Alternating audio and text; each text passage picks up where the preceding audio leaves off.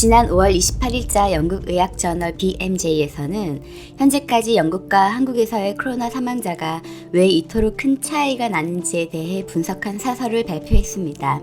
중국 우한에서 코로나 바이러스가 발병한 이후 지난 2월 20일 한국에서 코로나 확진자는 909명이었고 영국은 오직 55명의 확진자만 있었죠. 하지만 그 후 영국은 확진자가 기하급수적으로 증가해 락다운이라는 봉쇄 조치가 내려졌고 지난 4월 달에 정점을 찍은 후 지금 현재까지 확진자 수는 감소하고 있지만 아직까지도 영국은 하루에도 3,000명 정도의 확진자를 기록하고 있죠.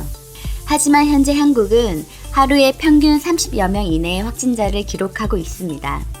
그리고 영국은 현재까지 사망자만 해도 38,000여 명을 넘어서고 있는데 한국은 300여 명도 안 되는 사망자를 기록하고 있죠.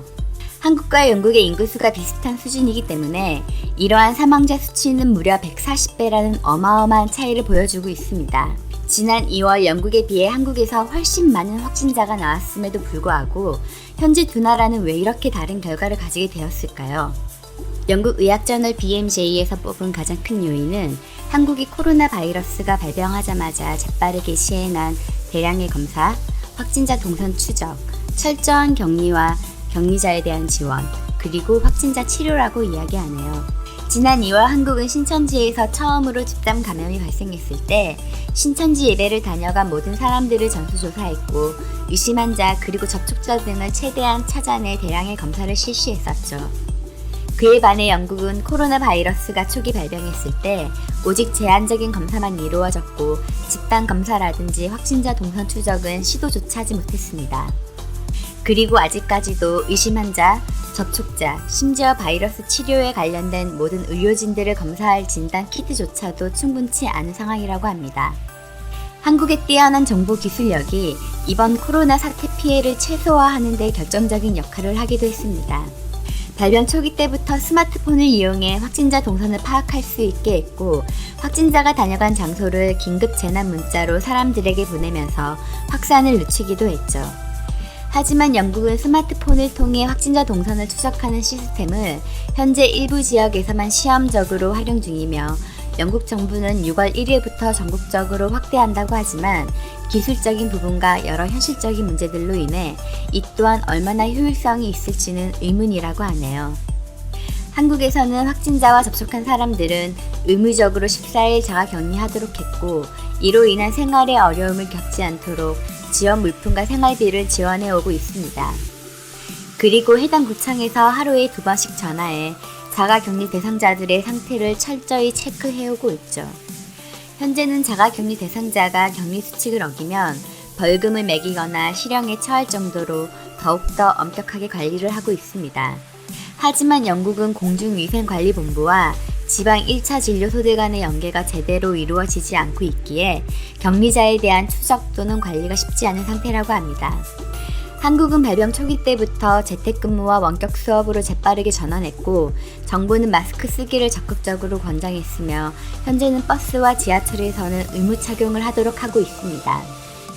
또한 마스크에 대한 제조와 납품을 한국 정부에서 관리하면서 공급이 최대한 원활히 이루어지도록 노력을 했죠. 한국이 이번 코로나 사태를 겪으면서 눈에 띄게 특별했던 또 하나의 사실은 안전하고 신속한 검사를 위한 여러 기술적인 발전도 빼놓지 않을 수 없습니다.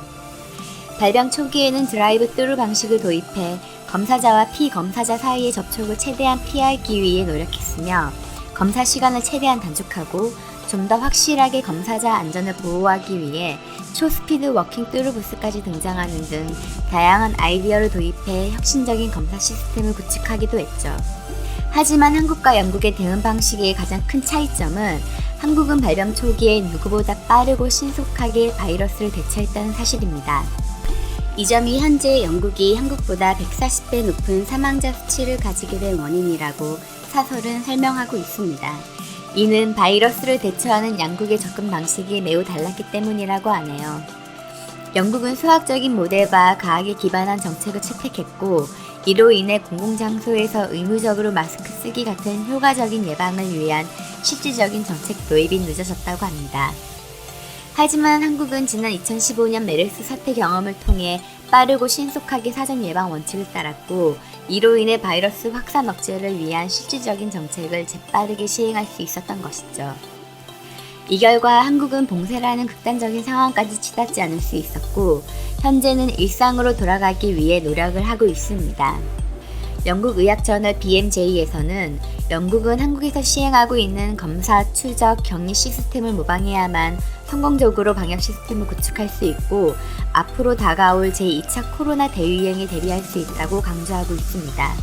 전 세계는 코로나 바이러스 팬데믹이라는 같은 상황에 놓였지만 각국의 방역 성적은 정말 판이하게 다른 것 같습니다. 이번 사태를 통해 전 세계 많은 나라들이 한국 방역 시스템의 우수성을 인정하게 되었고 앞으로 다가올 제2차 코로나 대유행을 대비하기 위해 한국 방역 시스템을 배우려고 하는 모습에 이번 사태를 잘 대처한 한국이 너무나 자랑스러울 뿐입니다. 끝까지 시청해주셔서 감사합니다. 그리고 여러분들의 구독과 좋아요는 저에게 큰 힘이 됩니다.